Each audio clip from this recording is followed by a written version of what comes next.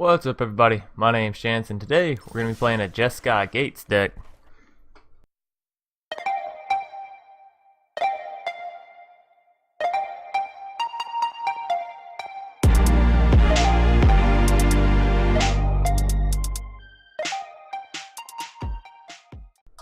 If I can remember to plug in my headphones. Alright. Seems to have shuffled my decks around again, so we're gonna have to go find it. Yeah, here it is, and we were actually working on another one. I'm gonna just delete that clone, actually. Well, fuck.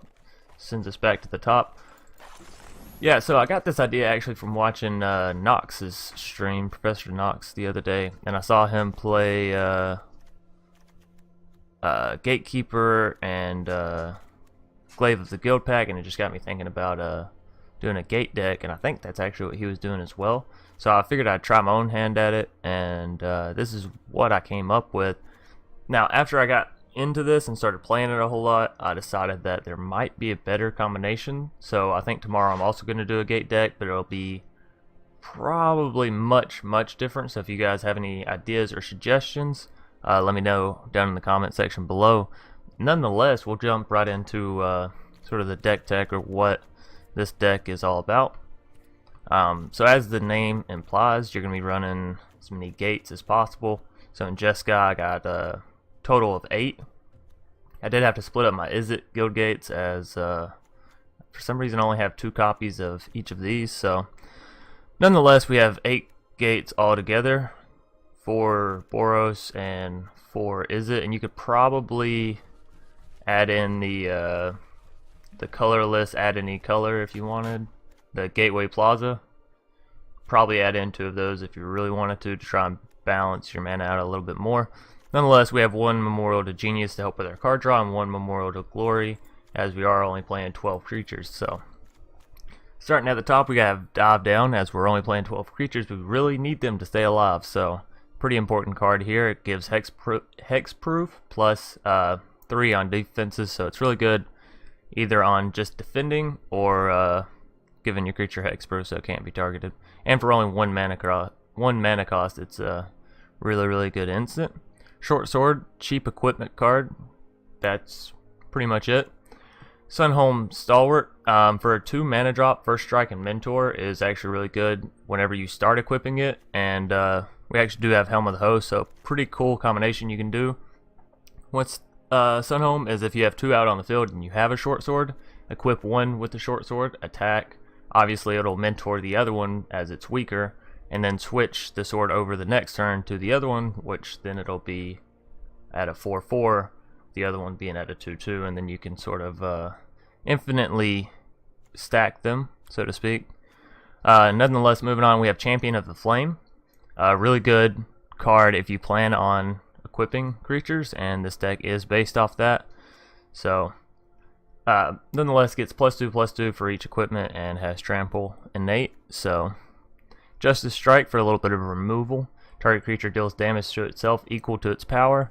And Glaive of the Guildpact, one of the bread and butters of this deck. Each equipped creature gets +1 for each gate you control, and it has vigilance and it has menace, so it can attack.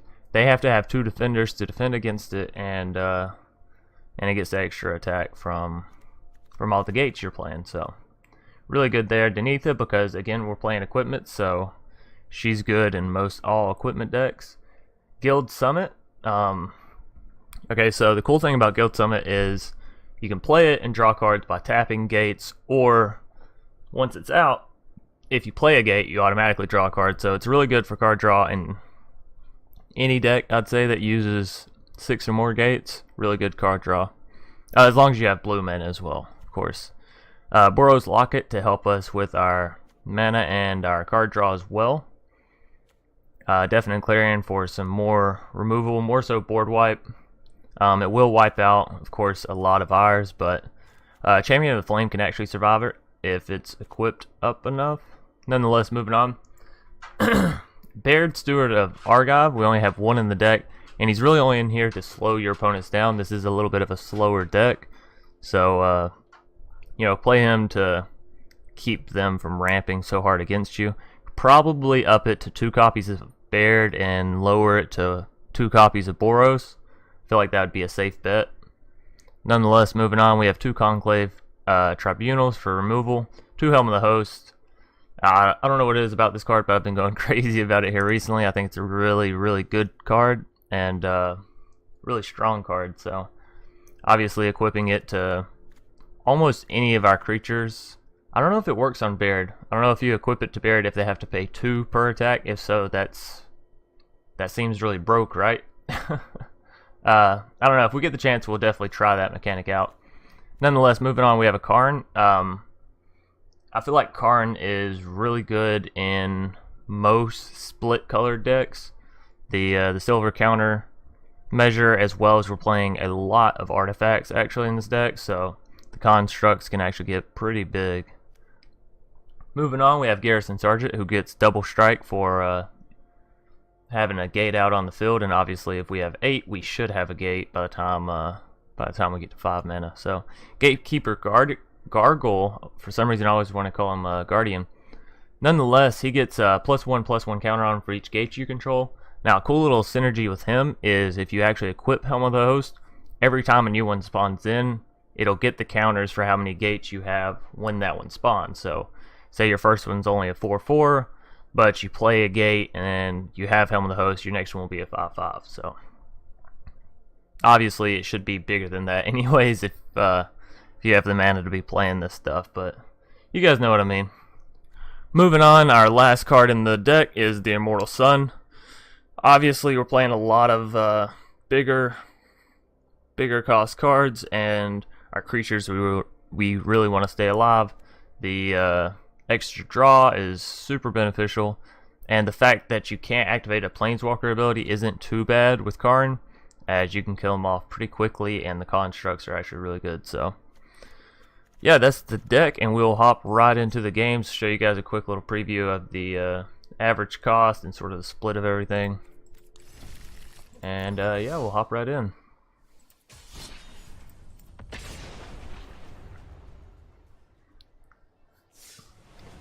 Like I said, I think the one tomorrow that I'm gonna make is gonna be a lot different. I think I'm gonna make it a rainbow deck, maybe. I know I definitely want to splash green in there, and that's just so you can play the gates straight from a card, if that makes sense. So you can get them out without them having to go through that whole little tapped thing. Or they'd still be tapped, but a regular land would have been tapped anyway, so it's still super beneficial. I gotta say, I'm not loving it. We'll keep it.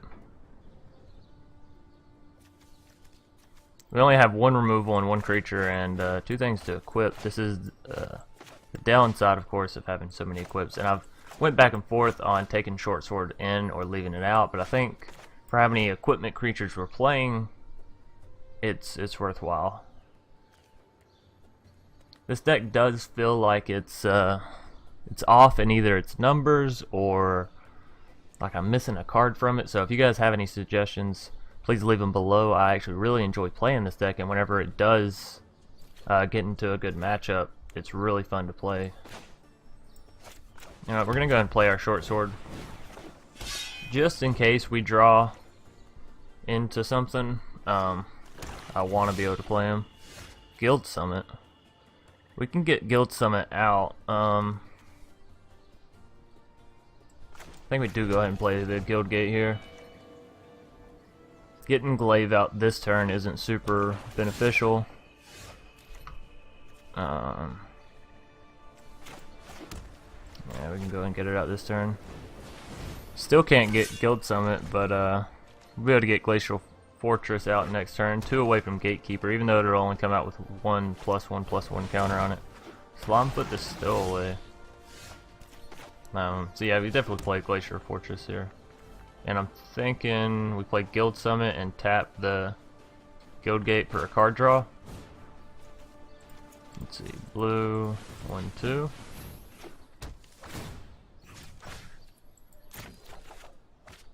Champion of the Flame, that's actually really nice. Since we already have our equipments down, we can get him down and equip the Short Sword, so he'll go up to what, 4/4 with trample.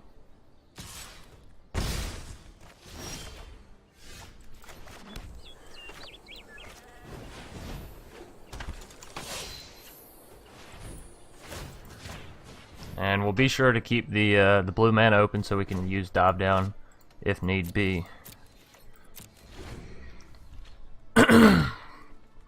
Unfortunately, Justice Strike won't work on the Slimefoot, and obviously we're not going to Justice Strike a Spoiling, so just sort of waiting it out. One more mana and we can play our Gatekeeper Gargoyle, although honestly, if it's not a Guildgate, might just wait on it.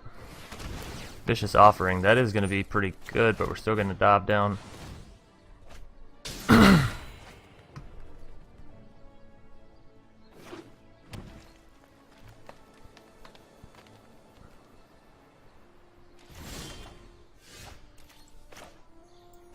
Sulfur Falls. That's our Gatekeeper if we want it. But I think instead we're gonna do equip the Glaive. Yeah, his Vigilance, Menace, Trample, 7/6. So okay, he's just gonna let the damage go through. Well, at least we're out of Vicious Offering range now. Unless he manages to have 2 more, which I don't think. Ooh, Poison Tip Archer also isn't good because we can't Justice Strike it either. So going up against this Golgari matchup is actually really shitty for us. We're gonna need some Conclave Tribunals. You know what? I think we get Gatekeeper down, then we equip him with the Glaive. Because then his Poison Tip Archer actually won't be able to stop us. So thinking that's the play.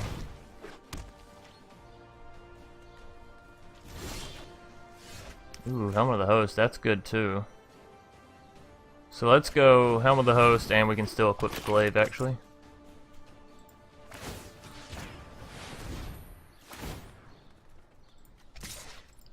Yeah, now he can't defend because it has Menace, and the only...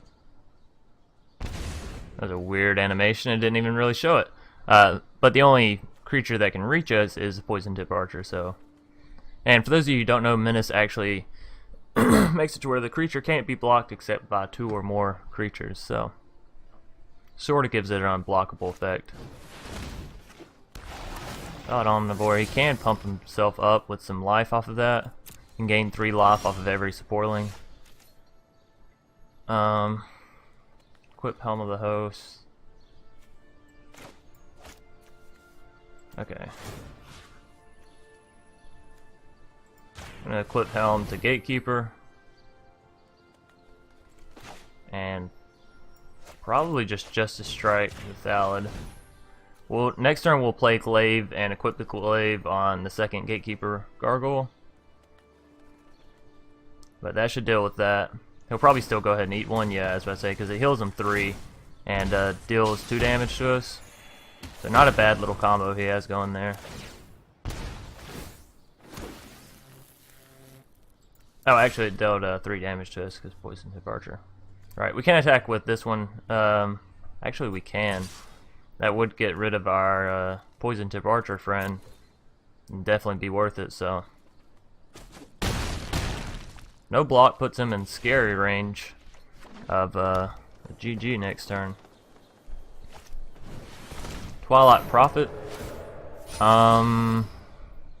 You know, unless he plays another flying, that's still game.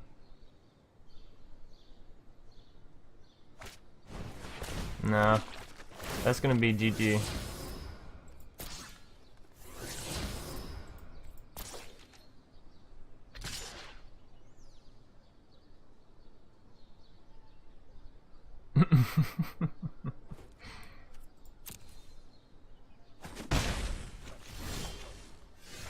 Alright, yeah, so just for efficiency's sake, or showing you how the turn would have went, play out Glaive, equip it to the second one, and roll into combat. We'll have a third one. Now, obviously he can't even block these 2, so...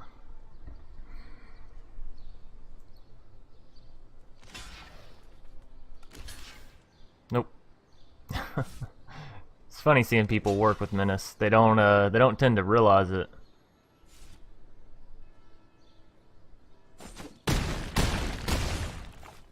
There we go.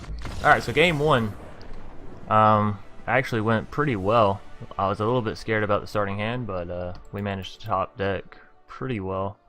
As well as drawing the Guild Summit. Actually really good. Like I said, draw a card for us. Alrighty, game 2.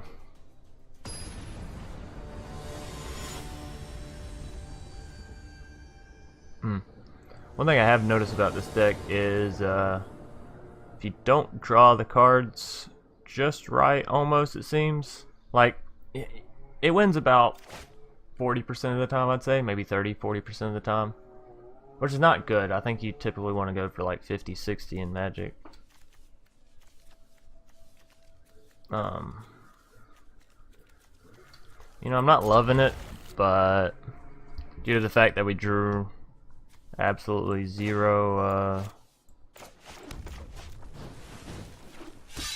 you know what, I should have played the Guildgate there. Anyways, due to the fact that we drew absolutely zero lands last game and just conceded right off the bat, I'm going to keep the starter hand. Gatekeeper Gargoyle. Got a lot of expensive cards in hand and nothing to really do about it. We do have 25 lands in this deck, so it's not like we're exactly running short. Or at least shouldn't be running short. The fact that we've only drawn 2 is mighty surprising. And the fact that we're going up against a mono green deck more than likely is actually really scary. They can ramp pretty hard, so we'll just have to wait and see.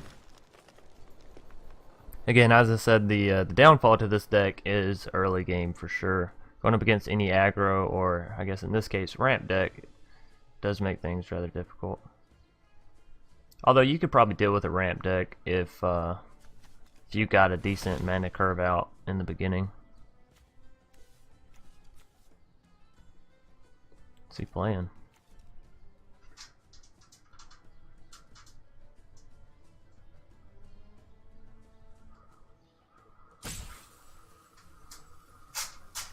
Not quite sure what our opponent's doing here. But yeah, we're looking for a land, and honestly, okay. I was gonna say a blue would be preferable so we can get Guild Summon out, but I guess Clifftop Retreat isn't bad either. It does allow us to play Boros Locket. So we can get Karn out next turn and get a Construct, which it'll come onto the field as a 4/4, then we can ow then we can equip it.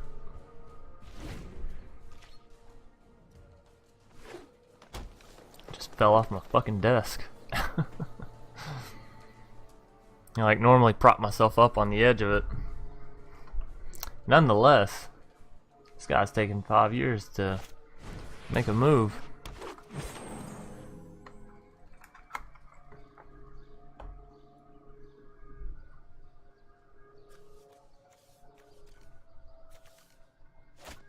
Yeah, we'll go. Ooh. That's gonna hurt.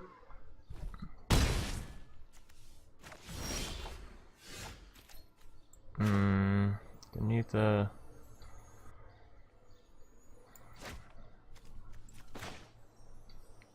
Should only go up to 4 damage. Put a Construct out. Goes up to 4/4, 5, 6. Still not enough. Well, Danitha does have the life link. Maybe we do go Danitha. We'll equip her with the short sword. Now, we still can't defend, but at least we can attack and gain some life back. That druid is just going to keep getting bigger and bigger, so we need to figure out some way to deal with it for sure. Garrison Sergeant wouldn't be a bad card. Vigilant Baloth. Yeah, they definitely took advantage of us sort of being down and out.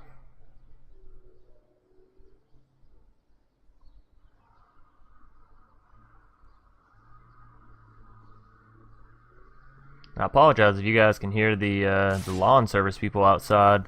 Apparently they decided today's lawn day. So, now this mic tends to pick up a lot. Ooh. Well, that'll get rid of either the Druid or the Vigilant Baloth. Not quite sure on which one would be more preferable. We can play Karn still, but I think Conclave is going to be better here. Just get rid of the Druid.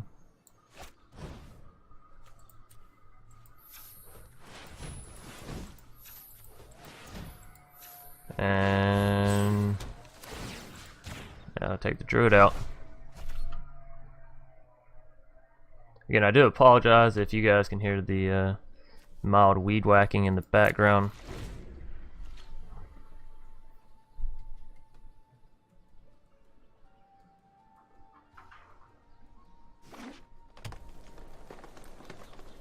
Let's see, you can still hit us for 5 this turn. We still haven't drawn any blue lands. Bristling Boar we can deal with. I'm not worried about that. I think next turn we have to get a Karn out and get the Construct to defend the Vigilant Baloth. Which, for... I think actually the Construct can deal with the Baloth.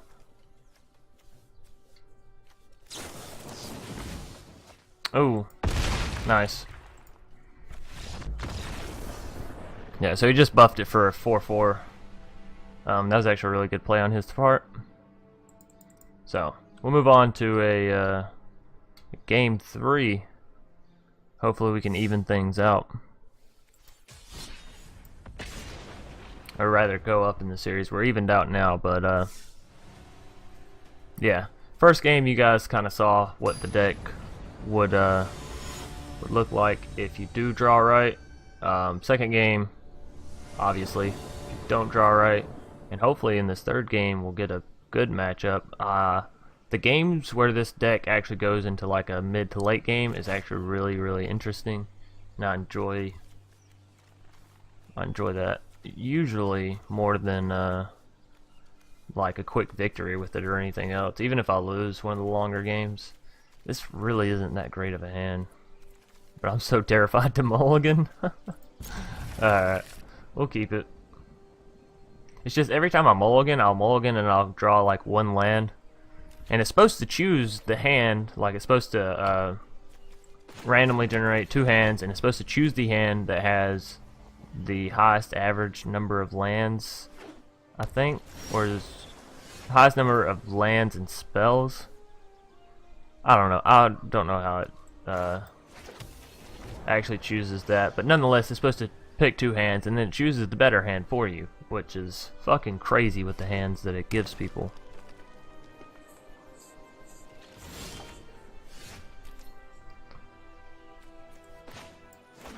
I think we go ahead and play Boros here instead of Glaive. We don't have anything to equip Glaive with yet anyways, and at least this way we can use Conclave Tribunal. Baird does cost 2 white land, and we don't have the mana for that.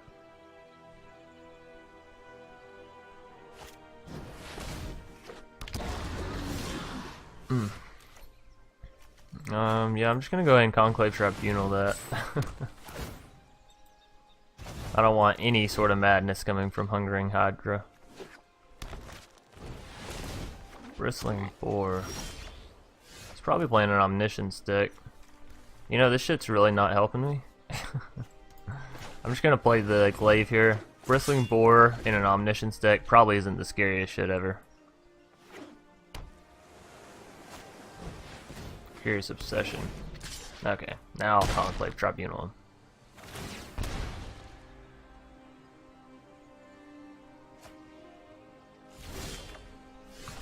There's another land finally.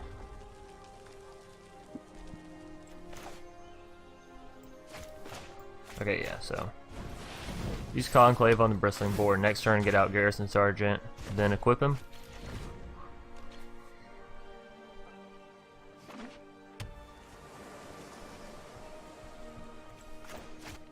I would like to draw planes at some point. I've only drawn into red and blue mana. Create an illusion, probably.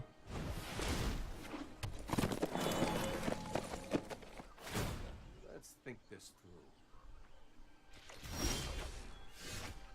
through. I don't know why he wouldn't create an illusion there. Nonetheless, we'll go ahead and play our Garrison Sergeant out.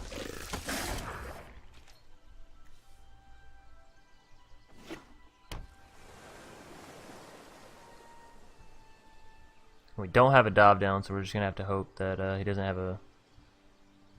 I don't really know what he would have. A deep freeze, maybe. I don't know what kind of removal this deck will have in it. I mean, he could have some return target creature to hands. That would be, I mean, bad, I guess, but not the worst. Oh, is he going for a land deck? Yeah, it looks like it. Decisions.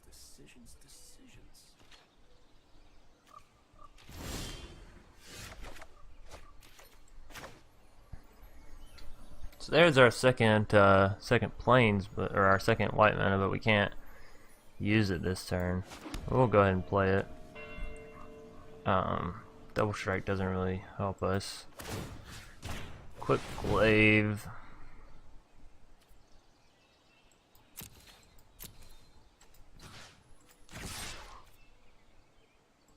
Okay, so we're gonna kill Jace this turn no matter what. I don't think he understands how double strike works.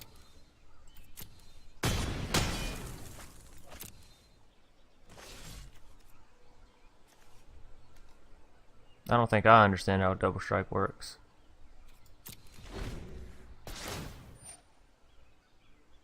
Oh yeah, never mind, okay.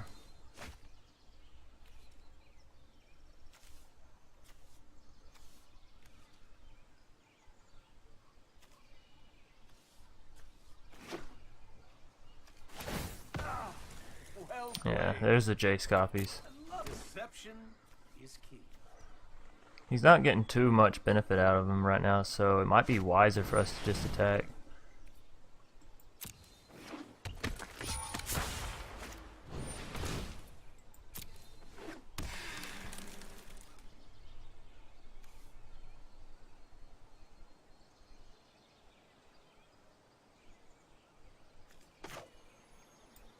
You know what? I should have Justice Striked as soon as he played Time Stream.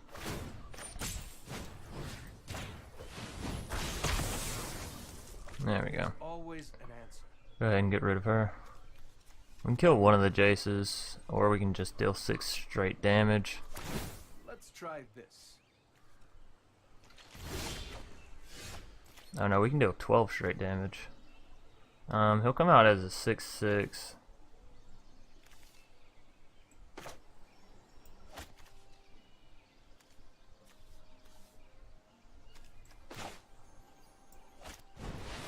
Play the Gatekeeper Gargoyle.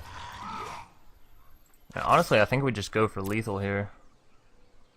Can't block Garrison Sergeant, and he's gonna deal 12 direct damage, so let's see top deck something fantastic. Yeah, we got a concede on the game 3, so actually not bad there. Managed to go 2-1 with the deck. And again, in the second game, you saw sort of the pitfalls of it, drawing out really bad.